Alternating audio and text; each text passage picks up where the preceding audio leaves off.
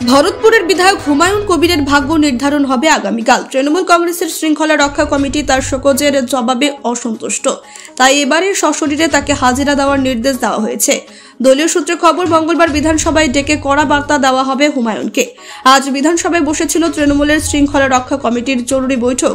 সেখানে হুমায়ুন কবিরের সাম্প্রতিক আচরণ নিয়ে দীর্ঘ আলোচনা হয়। শোকজের জবাবে তিনি দলকে সন্তুষ্ট করতে পারেননি, তাই তার বিষয়ে আরো কঠোর সিদ্ধান্ত নিতে পারে তৃণমূল নেতৃত্ব।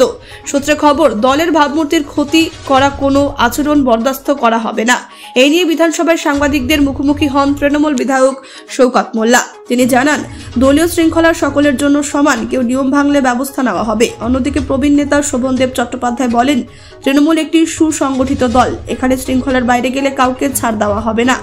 এখন দেখার আগামীকাল বৈঠকে হুমায়ুন কবিরের প্রতি দল কি সিদ্ধান্ত নেয়। দলীয় সূত্রে ইঙ্গিত, কঠোর পদক্ষেপের সম্ভাবনা প্রবল। Bureau report, Bangla digital TV. Bandyopadhyay এমন একজন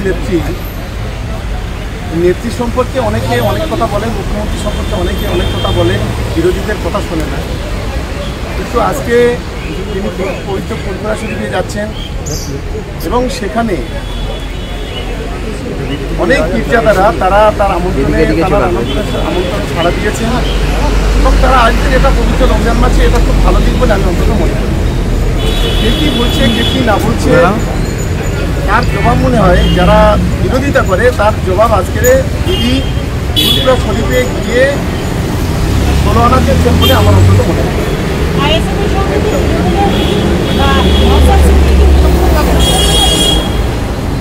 সেটা আমাদের দিদি জানেন আর সর্বোচ্চ আপনাদের অভিষেক বন্দ্যোপাধ্যায় জানেন। আমাদের দল শৃঙ্খলা পরায়ণ দল, যখন যেটা সিদ্ধান্ত নেয় মাথা কেটে নেয় এবং এটাই হচ্ছে আমাদের ওনারাই বলতে পারবেন কাকে নেওয়া হবে, কাকে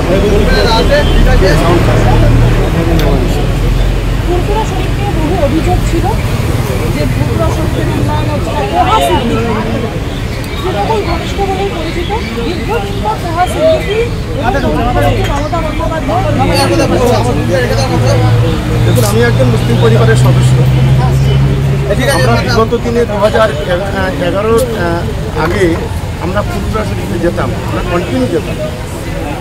2011 আগে যে ফুরফুরা শরীফের যে অবস্থা ছিল আর বর্তমানে ফুরফুরা শরীফের অবস্থা অনেক তফাৎ বলে আমি মনে করি। অনেক ডেভেলপমেন্ট হয়েছে, সেখানে রাস্তাঘাট হয়েছে, পানীয় জলের ব্যবস্থা হয়েছে, সেখানে বিভিন্ন ধরনের ত্রিফলা লাইট থেকে শুরু করে স্ট্রিট লাইট হয়েছে, বিভিন্ন জায়গায় হাইমাস লাইট হয়েছে, মাজারের ডেভেলপমেন্ট হয়েছে। আর নিশ্চিতভাবে যদি কিছু কাজ বাকি থাকে, দিদি আছেন, তিনি নিশ্চিতভাবে সব বিষয়ে নজরে থাকে। আশা করি তিনি করবেন, এটা আমার আত্মবিশ্বাস। কোথাও গিয়ে কি এই যে ক্যানি ভাঙর এই সমস্ত জায়গায় তো ফুরফুরা শরীফের একটা প্রভাব রয়েছে, সেই জায়গায় আপনাদের কি কোনো অসুবিধা হবে না? মানে আইএসএফ যদি তৃণমূলের সঙ্গে সমঝোতায় যায় বা আইএসএফ এর যারা প্রধান রয়েছে তারা যদি তৃণমূলের প্রধান করে, নাকি আপনাদের ক্ষেত্রে সুবিধা হবে? দেখুন, কার কথা প্রভাব আছে আমি জানি না। ধর্ম আর রাজনীতি দুটো আমরা আলাদা বলে মনে করি। আমাদের মাননীয় মুখ্যমন্ত্রী বলেন ধর্ম যার যার উৎসব সবার। তো আমরা সেখানে দাঁড়িয়ে দল যখন যেটা সিদ্ধান্ত নেবে সেটাকে কার্যকরী করা এবং বিরোধী রাজনৈতিক দলকে সেখানে গণতান্ত্রিকভাবে তাদেরকে পরাজিত করা, এটা হচ্ছে আমাদের কাজ। আমরা সেই কাজে তিনি বলছেন তাকে যদি সুপাস করা হয় তাহলে আপনি ফিরাদাকে মেরা বাদ যাবেন কেন? ওটা সম্পূর্ণ ব্যক্তিগত বিষয়। দল কাকে সুপাস করবে, কাকে সাসপেন্ড করবে, কাকে ধরে রাখবে, কাকে রাখবে না, এটা সম্পূর্ণ দলের বিষয়। এটা কেউ ব্যক্তিগতভাবে কি মন্তব্য করলো না করলো, এটা সম্পূর্ণ তার বিষয়। আর কারোর কিছু